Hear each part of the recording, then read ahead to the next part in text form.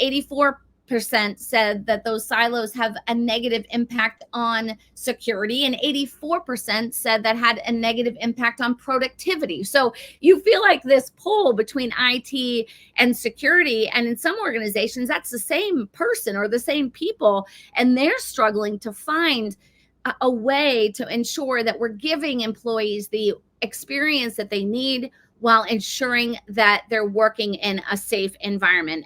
Welcome back, everyone, to the Geeks, Geezers, and Googleization Show, the home of Googleization Nation, where we talk with HR and business thought leaders about the crazy, never normal shift going on all around us.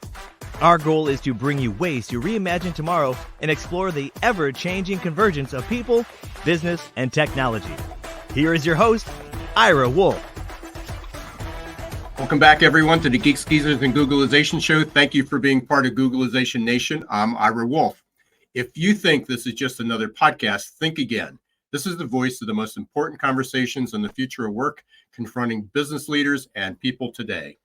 My goal is to bring you ways to reimagine tomorrow and explore the ever-changing convergence of business, people, and technology. For the past few months on each episode, you've been hearing me talk about Everywhere Work and the 2024 Everywhere Work report. Well, this week I'm going to really dig into this evolution, or maybe we should call it revolution, of Everywhere Work, its impact, what's going well, and what must be done better. So I'm delighted that Melissa Puls, Ivanti's Chief Marketing Officer and SVP of Customer Success, will be joining me. And one question I'm going to be exploring with Melissa is, what problem is Ivanti trying to solve that most companies haven't figured out yet when it comes to Everywhere Work? By the way, before we get there, you can download the 2024 Everywhere Work report for free by going to adaptabilitytoolkit.com// 2024 Everywhere Work. That's adaptabilitytoolkit.com, 2024 Everywhere Work. I'd also encourage you to visit the website of Ivanti.com and watch the keynote addresses from Ivanti CEO Jeff Abbott and futurist Sam Rad about the future of work, recorded at their recent Ivanti Solutions Summit in April. You'll find the link in the show notes too. So what is Everywhere Work? I can't remember to whom I should give credit for this, but this was shared at the Ivanti Summit this past April. It pretty well sums up Everywhere Work. 9 feet, 9 floors, 9 miles, 9 time zones. But the biggest mistake I see companies, managers, and workers make is that they think it means just working remotely.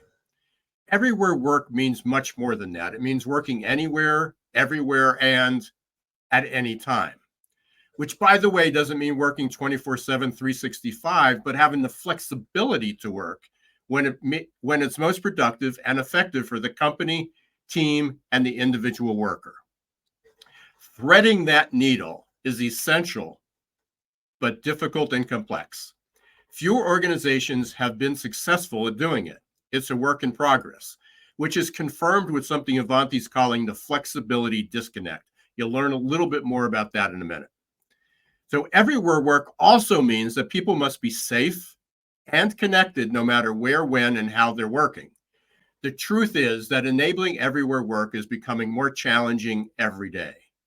The best strategy is a moving target. And while focused on a common goal, very often HR, IT, and security work in separate silos and are often just ships passing in the night. It's impossible to look at the future of work without these essential business functions working together and collaborating and considering the impact each has on the quality, efficiency, and effectiveness of Everywhere Work and the employee experience. So now, with that groundwork and background laid, let me introduce Melissa Puls. As I mentioned earlier, Melissa is Ivanti's Chief Marketing Officer and SVP of Customer Success. She is responsible for all aspects of the Ivanti customer journey, from initial awareness to purchase, adoption, expansion, and renewal, ensuring organizations maximize the value of Ivanti solutions for greater outcomes.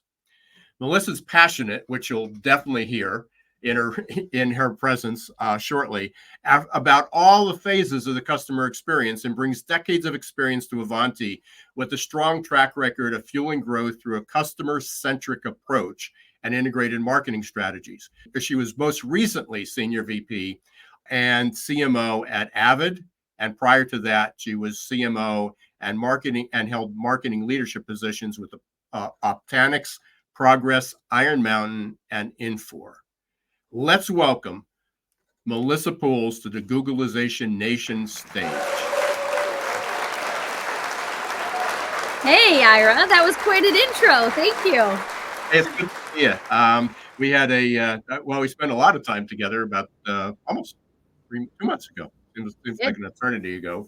A lot of things happened since then. But it was great to see Ivanti and catch up just the other day. But we got a lot to talk about. So let's just dig into everywhere work. Where we are. I know you're living and breathing that every day.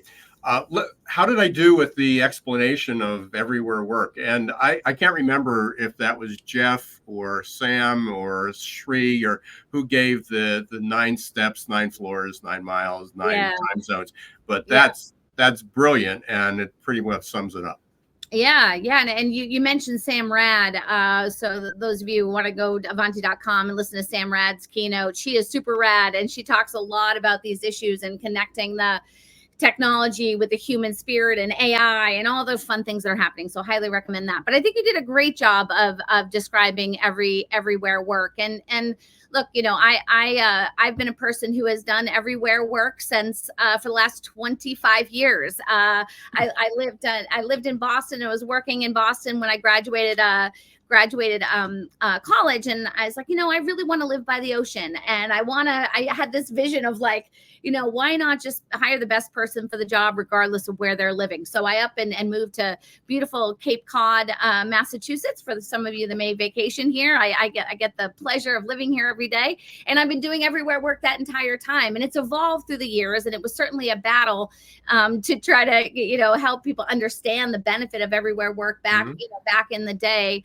We had to overcome some hurdles, but now it's evolved to be not only something that's a great thing in my opinion, but something that's necessary for people to be able to do their best work. Well, let me get off mute there. That probably helps. People can hear me. Let's talk about a couple things. There were a number of highlights in the report that came out. And, I briefly mentioned this coming in, that there was a huge disconnect. And again, we read about this all the time. And normally it comes down to how many workers want to be remote, how many are willing to work hybrid. Okay. Yeah. And then you have these CEO mandates and manager mandates that are coming down that you have to be present. And there's a lot of working parts in there. But that to me was one of the more significant findings in the report. So I don't know if you can share some of what came out with the flexibility disconnect. Yeah. Well, first of all, the report says 85% of business leaders we surveyed support flexible work environments, and 80% of workers say that flexible work is highly valuable to them. And 40% said they would quit their job to gain flexibility, which is amazing. But the flexibility disconnect is, even though 80% find flexible work highly valuable, only 25% said their work is actually highly flexible. So even though there's sort of these expectations or these needs to have a highly flexible work environment, which we can talk about flexibility, I think your point was a really good one earlier. It's not about remote work. It's about doing work on the individual's time and what meets the needs for the individual company that they're working for. But even though they're saying, hey, I'll quit my job if there isn't flexibility, I'll go try to find something else. I really value flexibility, but I don't feel, only 25% feel like their environment that they're in right now is considered flexible. So it's a disconnect we're still seeing in the workplace. One of the things that we really need to focus on too is it's not just about that flexibility. It's like, oh, you can just check in. It's about having the tools that are needed to be able to do that. And that was another finding that came out in the report as well. And again, just another kind of disconnect Yeah, that we exactly. saw. Yeah, and so look, I think we're in an interesting moment in time, where you have conflicting challenges when it comes to the needs of the systems and tools within a company, between really security and IT, and they have very kind of conflicting, in some ways, conflicting needs or interests, and they're both really, really important, where the IT folks want to and are required to, in that flexible work environment, give their employees the tools they need to be successful in their jobs and to be able to deliver the outcomes that they're expected, and to have flexible and great tools to work with. And IT takes that seriously. They're very serious about making sure that their employees have the tools they need to have a great environment to work in. And then with the continuous and the threat actors, they're getting more and more aggressive on the security side and coming after infrastructures of business, which security professionals have got to take very seriously. And in bigger organizations, you have that, a divide. In fact, our survey said, or our survey results said, 52% of IT and security professionals say security data and IT data are siloed inside their organization, that the data is siloed, that the way they operate is siloed. And 84% said that those silos have a negative impact on security, and 84% said that had a negative impact on productivity. So you feel like this pull between IT and security, and in some organizations, that's the same person or the same people, and they're struggling to find a way to ensure that we're giving employees the experience that they need while ensuring that they're working in a safe environment. And that's a challenge that all organizations face today, regardless of the size that you work in. So Ivanti has a big part to play in that, where we're really bringing together IT and security professionals on a platform where they can work together to understand where, for example, discover all those devices and endpoints that people are working on, understanding where those devices are, that you're able to manage those devices effectively, right? And endpoints and devices and endpoints, regardless of where they are, that you're able to manage them, that you can service those in a streamlined way, and provide them in a secure environment. So, Ivanti's uniquely positioned there, but it certainly is a challenge that we're seeing become greater and greater. And then HR, Ira, as we were talking about the other day, HR is really looking at the human side of all of that. And so they play a very important role in providing a secure environment while giving the resources that their employees need. And they're kind of in the middle, trying to make sure that is happening effectively. So it's an interesting time to be able to leverage technology to bring security and IT together. Yeah, there's so much to unpack there that you just said. So my mind was racing back to the first time I had a conversation with Jeff, and just make this aware of the challenges that exist. Yeah. Where Jeff Abbott, the CEO, shared an example of there was a vulnerability with a client, and they couldn't figure out where it was from. To realize, I think it was on a ship, that there was like hundreds of smart toasters located. And so, with the Internet of Things and so many devices connected, so, people lock down. I can imagine a company locks down. You bring in your laptop, there's security. You bring in your iPad, you bring in a smartphone. Mm-hmm. But everybody walks in with a watch, which I don't have mine on at the moment, but a watch. And it's connected, or they bring in an appliance, or printers. I mean, there's so many things that are now wireless and connected, and they're all vulnerable points. That's right. And the first thing you have to do is discover them, know where they are. And that's, and I really think IT and security at the end of this whole whole, game we're in. IT and security are going to be the heroes in this whole story, because they're the ones that are going to make sure we stay safe in this new environment, but also give us the tools we need to be successful. But in that example with the toasters, it started with understanding though that those toasters existed, and that there were smart toasters on that ship out in the middle of nowhere, that could potentially lead to vulnerabilities. So if you understand where all those are by discovering them, that's the first step. And then you have to make sure they're secure, right? That they're operating in a secure environment. And then from there, you can manage and service those devices, right, in an effective way. But it starts really with discovering them, knowing where they actually exist. Yeah. I just want to roll our clock back just a minute or two, because we keep talking about IT and security. And as we talked about the other day, in larger organizations, there may be designated departments or designated people that are responsible for that. And as you highlighted in the Ivanti Solution Summit, the importance of bringing the CIO and this CISO together, the information security officer together, that they need to collaborate, because there's maybe this was Shri, your chief product officer, who brought this up, is that there's something called anti-fragility. And I've been talking about that for about, 20 years. I discovered it about 10 years ago. And, we talk about being resilient. And oftentimes when we talk about security, it's like we need to lock down this place. And that was one of the reasons that many organizations said remote work won't work for us. It will work.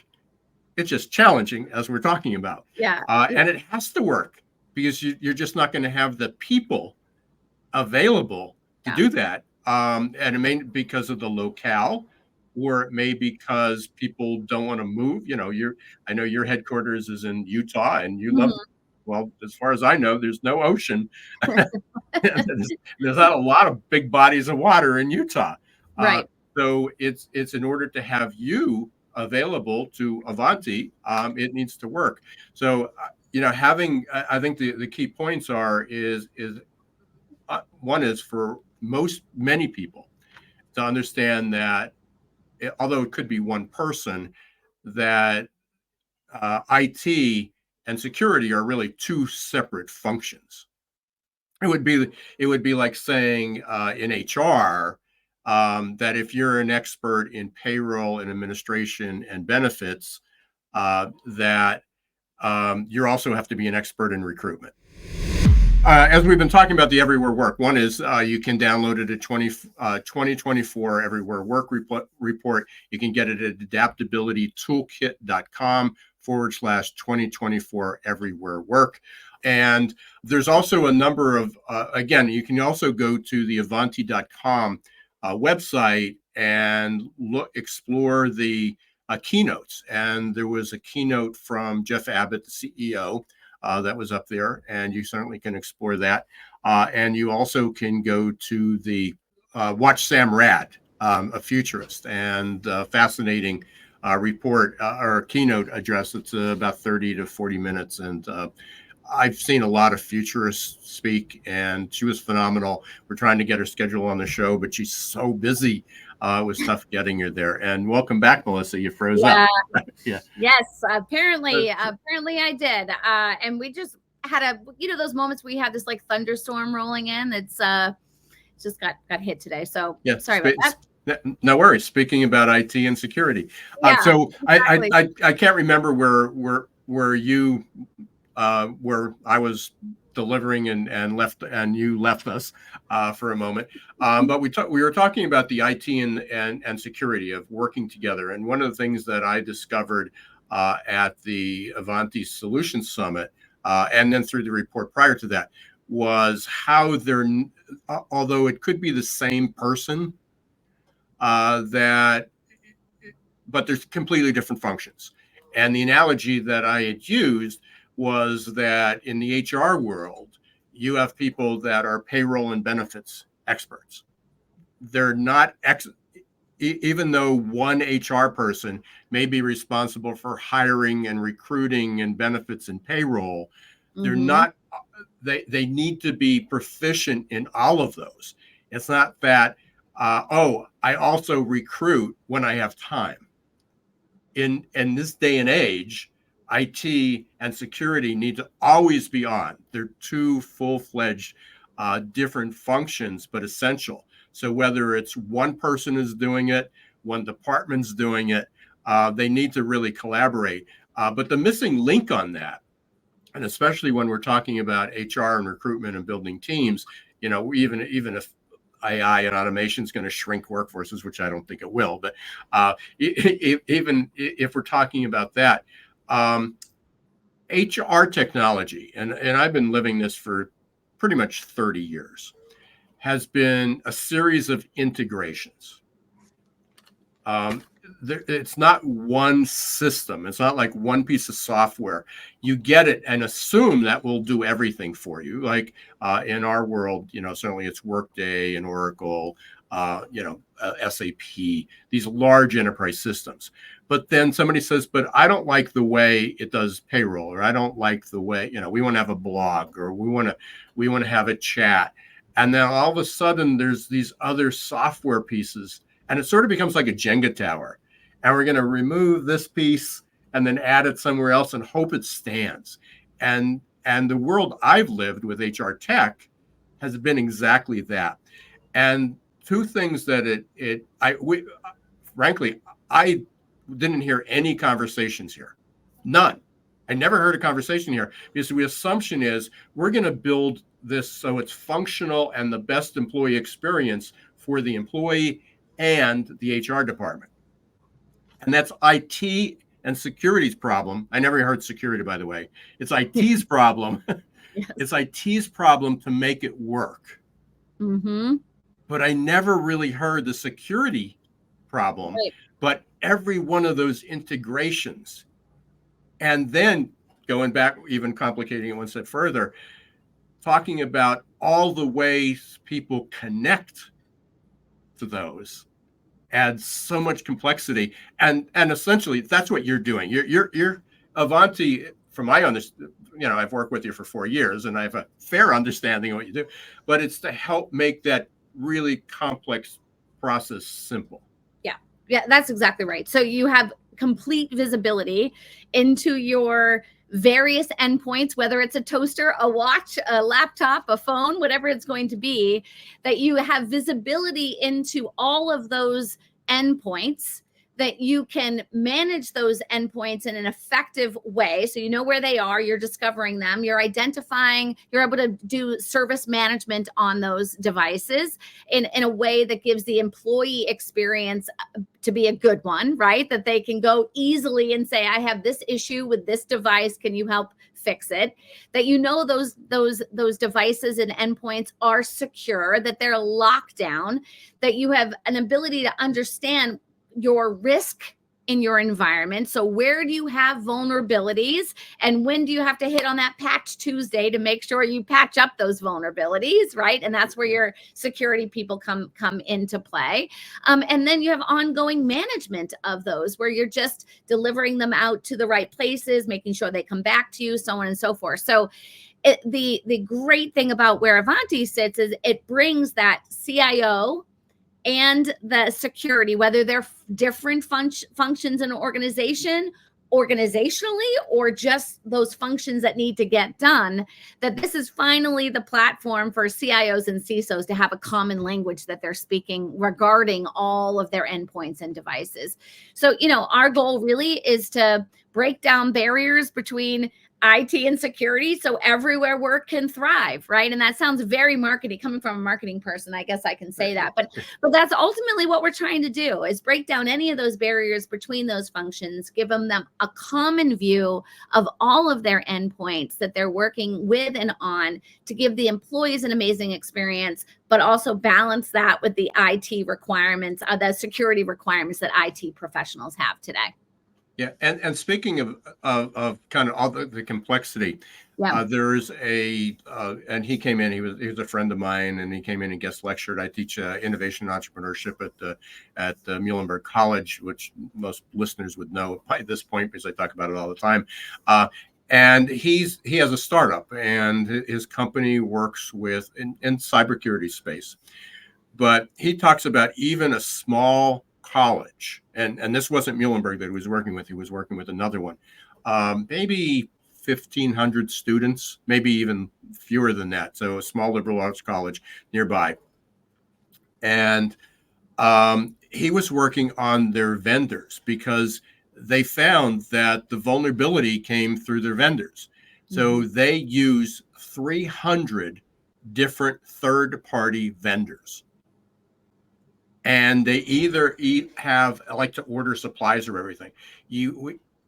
What happens is everybody wants to integrate it and make it simple, that you don't have 300 systems that you log into.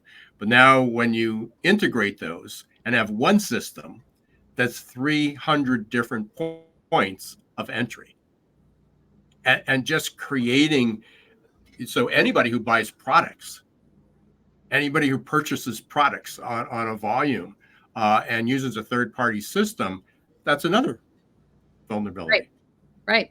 Yeah, I mean, that's why there's a big trend in vendor consolidation too. And that not that you're ever going to eliminate the various technologies you have within your company, but we are seeing that the vendor consolidation is major. And that's one of the reasons for that. But let's say, we're always going to have different systems that are locked in together and integrated, and you're trying to figure out if you have any kind of vulnerability in your system, where is that and how you solve for that. And that's got to be a part of the whole system infrastructure and architecture, is to be able to understand where your risk is.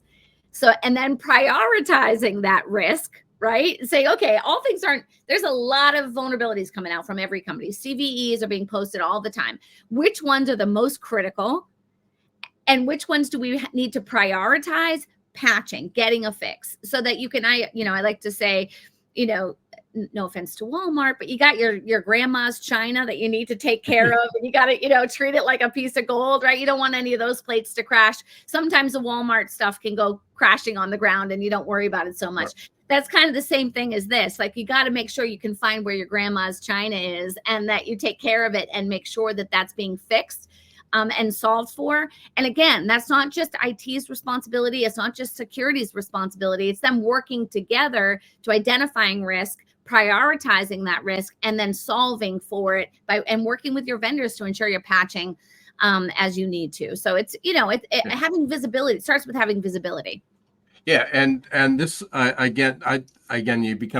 become hyper aware when you're working on a subject or working with somebody like you. So all of a sudden I'm hyper aware of all these things. I was also hyper aware because I had a couple, not a lot, I think maybe 10 shares of stock in this company. But just, I think it was yesterday or the day before it popped up, it's like, why did my stock crash? Why did my shares drop like 30%? And there was a breach. There were 100 of this company. I won't give a company name. You can look it up.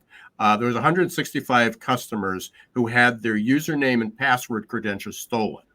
Now, the first thing is why wasn't the software working? Why wasn't? But that wasn't the problem. I'm just going to read this because I just found it this morning. It wasn't an indictment of this company's software or environment. The affected customers appear to have failed to impose a two-factor authentication on the users seeking access. So bad actors were therefore able to simply log in without having to also confirm their identity with a third-party device, such as a smartphone. Basically, it was their employees found a workaround that they can log in to the system from their smartphone, not from their laptop, their iPad, or their PC, to be able to get in. Yeah. So, there's no perfect solution.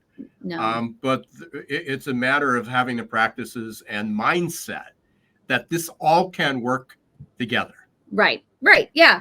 Look, I think it's a little like if you're, the old brick and mortar environment, right, where you needed to make sure that your work environment was safe. Right. You need to make sure that you had some way to identify who you were, and we weren't just letting anyone in buildings, and, you have your badges and so on. Obviously, those still exist in the workplace where people go in the actual place frequently. But if you made that overly difficult for your employees to come in, like the security levels were so high that they couldn't, it was really inconvenient to even walk in the building. yeah, you would be really safe, but you'd have people complaining a lot that they weren't able to, get in the building easily. And I think security, we should look at it that same way. Like you absolutely, if you're working in a regular place, you have got to have your badge on you. You can't let anyone, just let you in the door. All those protocols we take very seriously. Those rules that you put in place in your organization in everywhere work environments are to do the same thing. And employees really need to respect and honor that, because just like you would in a individual location that you go into. But on the flip side, security can't make it so difficult, right? And this is, again, the challenge of the disconnect. And security can't make it so difficult that employees like, forget it, I'm going to find a workaround every time. So it's a important balance to strike, but it's one I think we're still dealing with today. But employees, they have to take this seriously, because they could potentially be at risk too. I think Melissa froze up again, but this is a perfect segue because we are at the bottom of the hour, and we're going to take a quick break.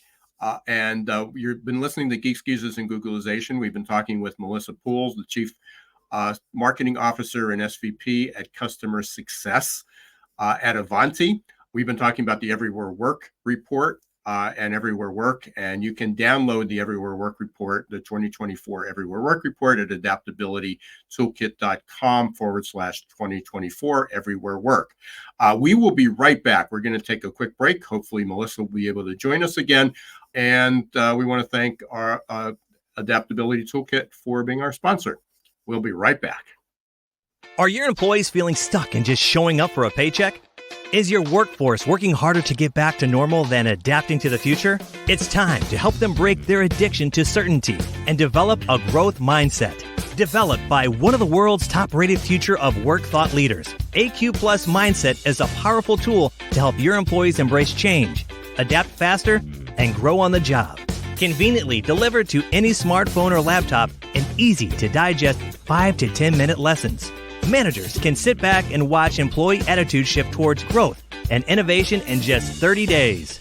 Are you ready to help your employees thrive in this ever-changing, never-normal world?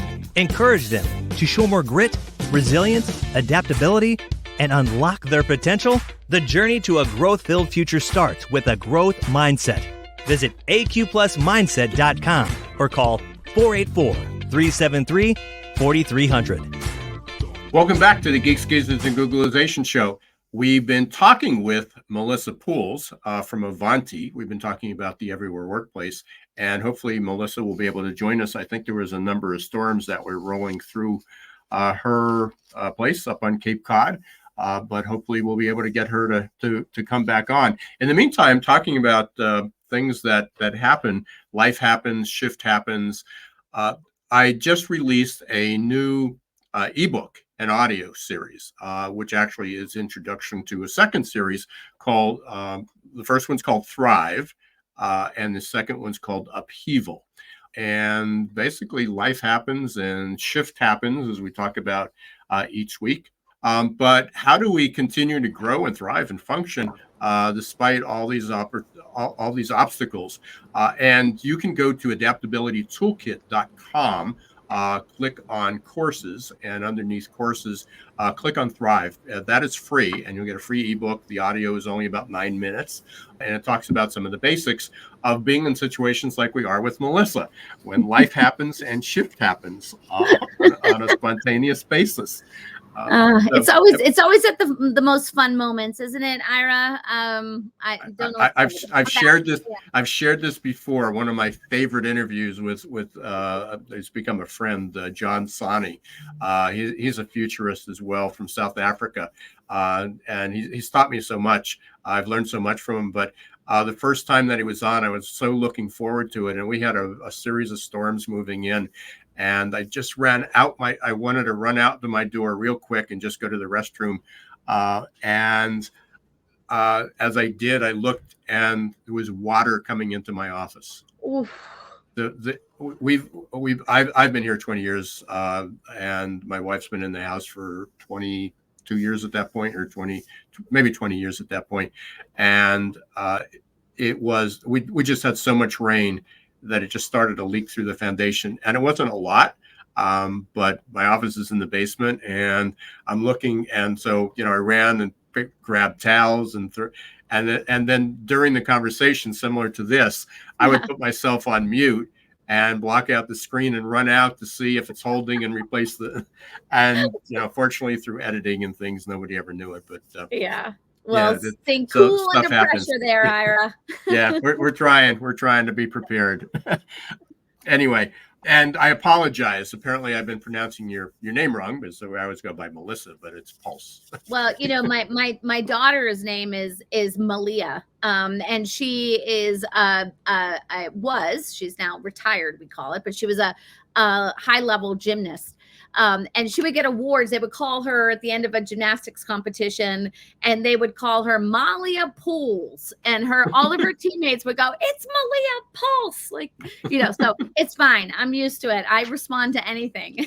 Yeah, it's like the Ira and the era, because apparently to everybody in Asia and Africa and also parts of Europe, you pronounce it Ira.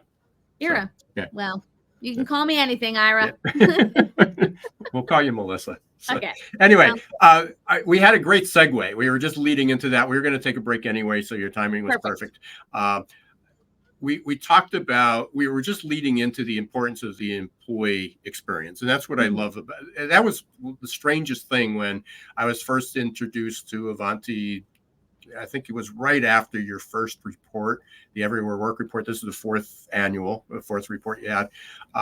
And it's like, what's a cybersecurity company talking about, a software company talking about the employee experience? Why was this so important? You kind of talk, I mean, you've engineered this. I mean, this is your bailiwick. So. Yeah.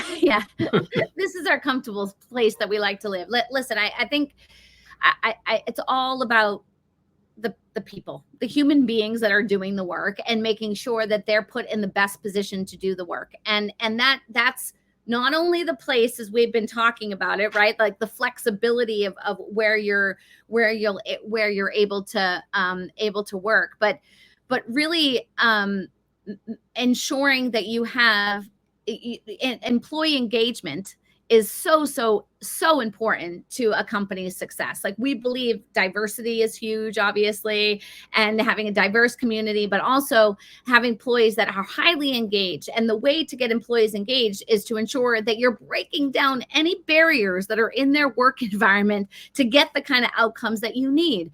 So that's where technology should step in and give you a real, what we call our digital experience score, like our DEX score, that says like how you take all these inputs from your infrastructure, the different ways that your employees are engaging with your infrastructure, and say, how satisfied are they with those tools that they're leveraging? So you could figure out where the challenges are in your infrastructure and prioritize where to solve for them. So because Ivanti is uniquely positioned to understand all the devices, right? We talked about discovering the endpoints, servicing those endpoints, making sure they're secure. There's a lot of data that's coming in through all of those infrastructures, and through our Neurons platform, we're able to use that data to feed into a system that provides insights to companies so that they can perform better with their employee experience. So the HR angle is so important there. You go back to IT, they care a lot about their employees' experience. I mean, the IT people, the ones that I speak to, they live and breathe and die by ensuring that the people that are doing the work can do it effectively. And HR is all about culture and engagement and making sure their employees are satisfied. So that's where it kind of comes together, is having the insights to be able to know that where your gaps are and how to improve upon them. Yeah, and I don't remember the exact percentage, but it was significant. Hopefully you have that offhand. But this goes beyond just employee engagement. This talks about retention. And I forget the exact percentage because I look at so many different reports, but it's a significant number of people that will leave if your digital employee experience, they may love working for the company, but if it's just a pain in the butt to log in and work remotely. I mean, it's one thing being able to be able to work remote, but if every time they want to access something, they have to find a workaround, which obviously creates those vulnerabilities.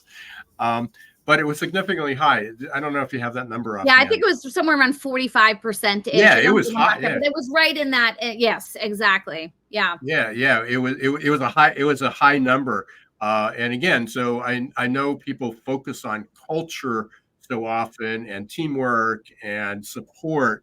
But sometimes it's just that I love working it, but I want to travel, or you have kids, and they just, you can't get there. Um, Yeah. Yeah.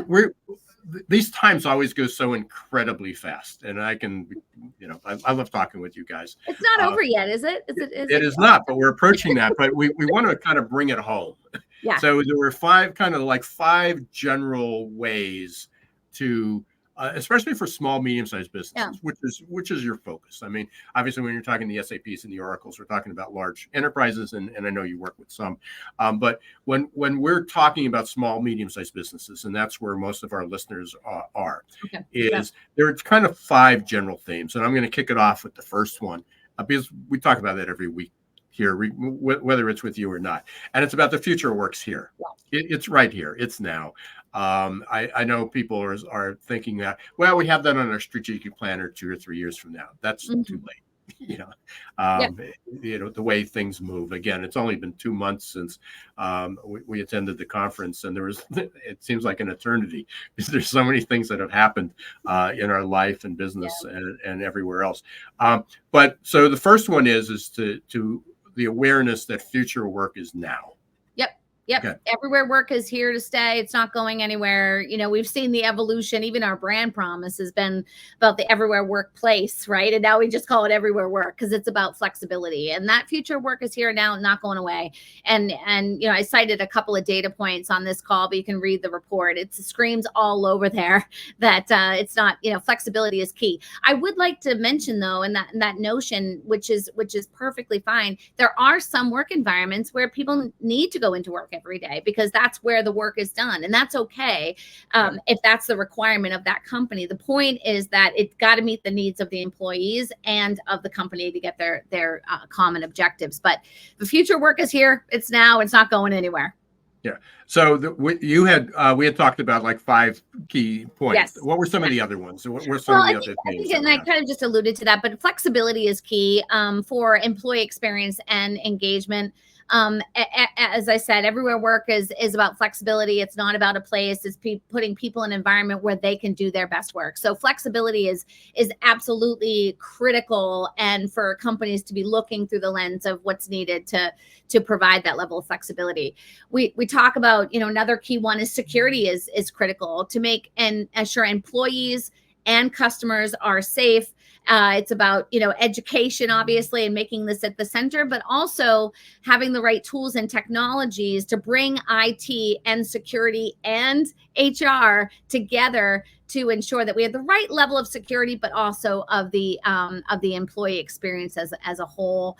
And I think, another one is connection and culture, that in this everywhere work environment, it can be more challenging to bring people together and connect groups of people. So, we have things like the Women's Connection Group here at Ivanti, which is awesome. Like we do a lot of coffee talks where people can come and just talk about either their days or talk about, acknowledge each other's work, or those are free sessions for people just to come in and say what's on their mind. We do things like Ivanti's Got Talent. We have a lot of talented people here at Ivanti, and we like to showcase that so we can make that kind of a cultural aspect. So connection and culture is critical. And then I think the last thing really is employee experience translate to customer experience. And that's really what I'm all about. Here we have, we're looking at the entire life cycle of the employee experience and the customer experience, because that's the way you're going to get the best outcomes for your business. So I think those are really just a few, key takeaways that we can all walk away with today. Yeah. And we'll list those in the show notes as well. But excellent. Unfortunately, just got the warning here. We've got about 4 minutes left to go in the show before we got tossed off the air. I want to, one is, what's the best way for people to kind of get in touch with you? Melissa? Yeah. So LinkedIn, Melissa Puls, you can hook up on LinkedIn. I'd love that. Also, my email is melissa.puls@avanti.com. You obviously can go out on avanti.com and get more information that way, but don't hesitate to reach out. Love to hear from you. And we always wrap up with what we call the lightning round, and Okay. we'll do this pretty quickly.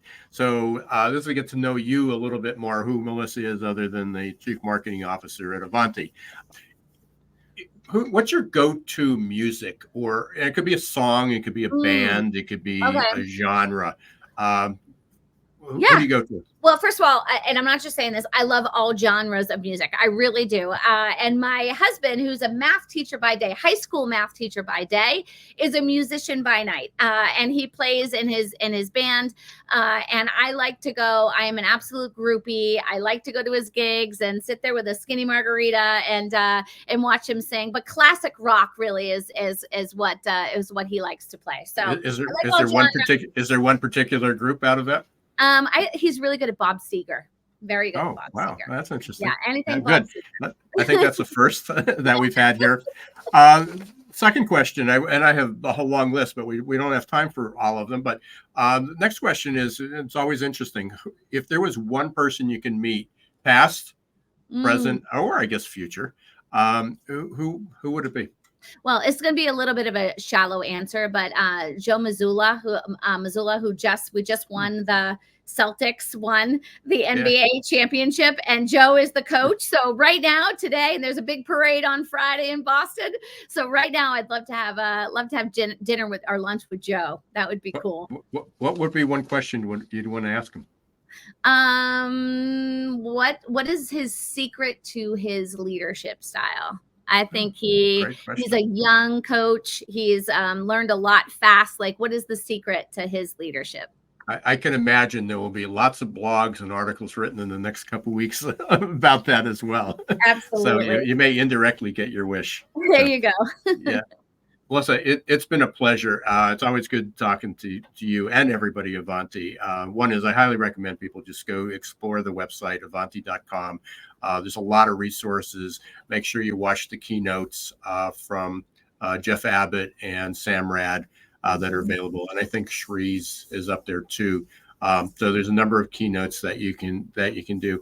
You can also download the 2024 Everywhere Work report from there, or you can go to adaptabilitytoolkit.com/2024 Everywhere Work and download the report there. It's free. I highly encourage you to do it. Thank you for being part of Googlization Nation. Thank you for listening or watching wherever you're doing it to Geeks, Geezers, and Googlization. We'll be back every week. As you know, we'll be talking more about the future of work. We have some great guests lined up. We will be taking a couple of weeks off over the summer for the holiday. Everybody's on vacation, so it's sometimes tough to get schedules, but we will be back soon. Meanwhile, we've got 400 shows you can listen to past episodes, and a few were about Ivanti, so you can just do a search for Everywhere Work and Geeks, Geezers, and Googlization, and there's a number of shows up there about that. Until next time, don't let the shift hit your plans. Thanks for watching Geeks, Geezers, and Googlization. Be sure to listen to the podcast and follow us on YouTube. This show was produced and edited by Hilton Productions.